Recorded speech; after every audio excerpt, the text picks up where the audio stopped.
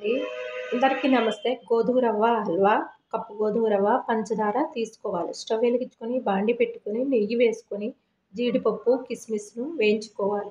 వేగిన తర్వాత అవి తీసివేసి, గోధుమ రవ్వనేసుకొని వేయించుకోవాలి. వేగిన తర్వాత తీసివేసి ఒక ప్లేట్‌లో వేసుకొని, అదే బాండీలో 4 కప్పులు వాటర్ పోసుకొని మరగనివ్వాలి. యాలకుల పొడి వేసుకొని కలుపుకోవాలి.